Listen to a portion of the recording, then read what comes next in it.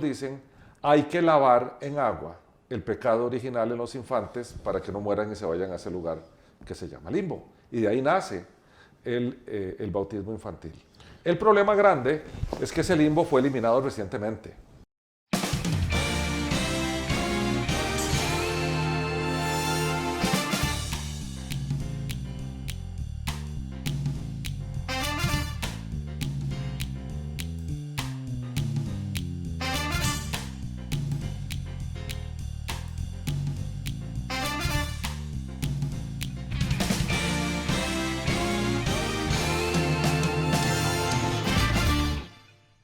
¿Cómo estás, pa?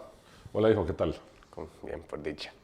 Mira, hoy tenemos un tema que es un poquito controversial. De hecho, es tan controversial que es un debate que lleva siglos sucediendo, al punto que gente ha muerto por esto. Y es el tema del bautismo. Entonces, ¿qué tal si nos hablas un poquito de, empezando por, cuál es esta controversia? Bueno, hay una controversia, primero, entre la Iglesia Católica Romana, que bautiza a niños recién nacidos, y la Iglesia de la Reforma Protestante del siglo XVI, que afirma que solo pueden ser bautizados aquellos que ya son discípulos de Cristo. Y por otra parte, dentro de la Iglesia Protestante, se hizo una división entre aquellas denominaciones que dicen que sí se pueden bautizar los infantes, que son básicamente los presbiterianos, y la otra gran parte de las iglesias o denominaciones protestantes que dicen que no, eso no puede ser así. ¿Y por qué es un tema como tan, digamos que incendiario o central en este tipo de pleitos? Bueno, entre la iglesia católica y la iglesia protestante, sí hubo una división gigantesca a partir del siglo XVI en adelante, en un montón de doctrinas, no solo en esta, en muchísimas. En el tema de la Eucaristía, en el tema de la transustanciación, o sea, de cómo la hostia se convierte en la carne de Cristo y cómo el vino se convierte en su sangre físicamente. Hay una división gigantesca también. Por otra parte, se dividió la iglesia católica de la protestante en términos de la jerarquía eclesiástica, la representación exclusiva del Papa en la tierra y la interpretación de las escrituras exclusivamente por parte del Vaticano. Eso dividió muchísimo. Pero el tema del bautismo se ha hecho un tema muy relevante porque dentro de las iglesias protestantes, que hoy en día le llamamos evangélicas, ¿verdad? Pero en realidad son la herencia de la Reforma Protestante del siglo XVI, entendemos que en la Escritura no nos encontramos el bautismo infantil. En las Escrituras nos encontramos el bautismo de adultos, que viene más bien de las abluciones o las purificaciones en agua de los sacerdotes en el templo de Israel, que después una de las sectas de los judíos de aquellos tiempos, los esenios, llevaron más adelante ya fuera del templo. Hay alguna gente que dice que Juan el Bautista era esenio. Nosotros no podemos afirmarlo porque la Biblia no lo afirma.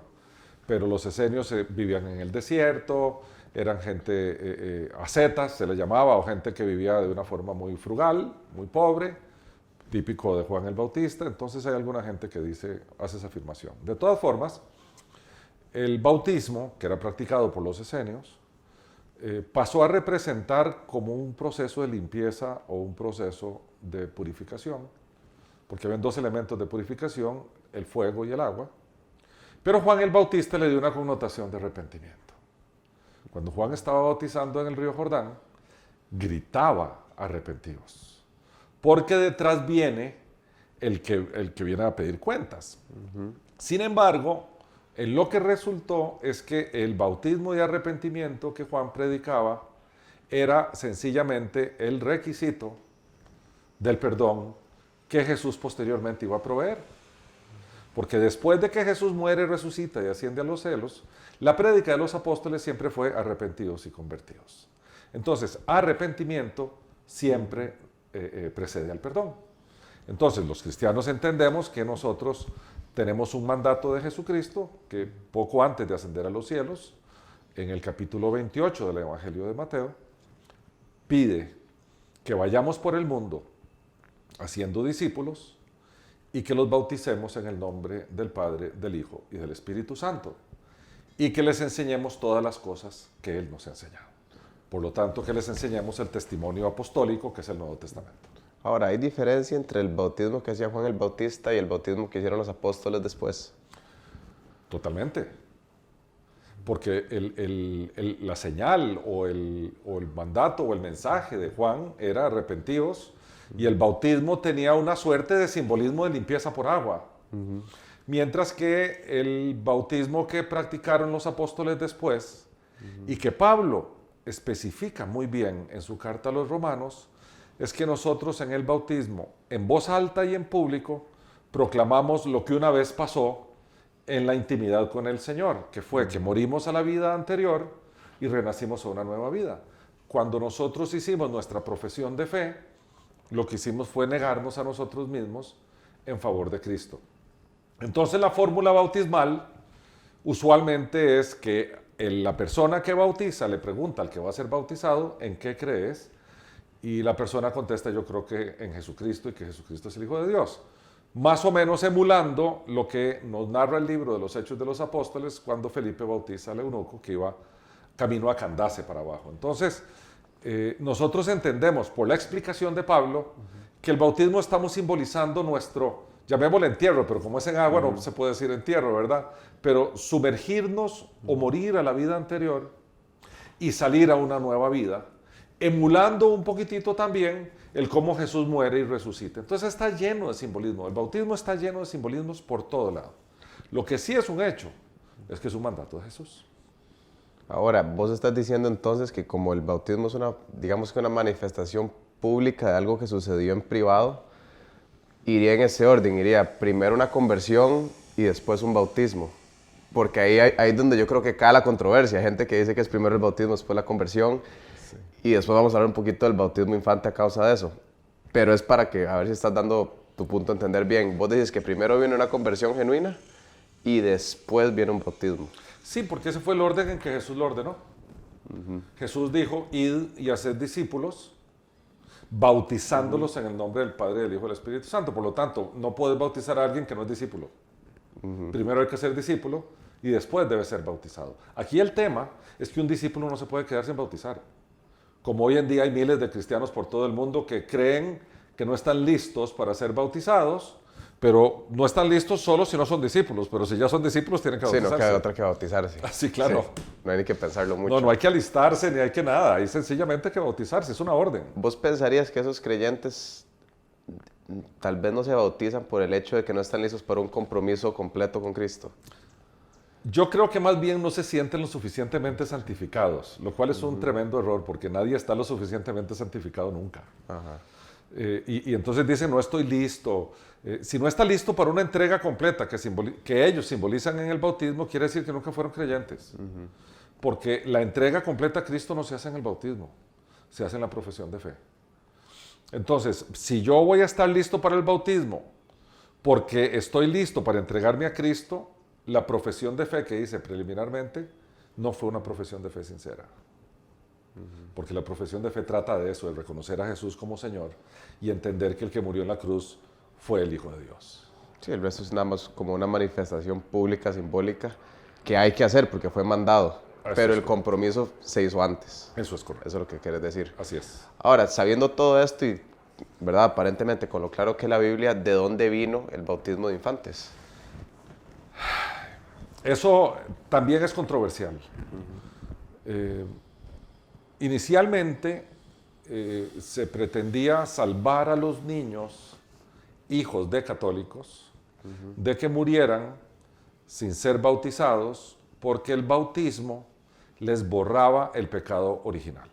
Eso era doctrina desde aquel tiempo. Eso es doctrina católica, que la doctrina católica interpreta el pecado original de forma diferente a los reformistas.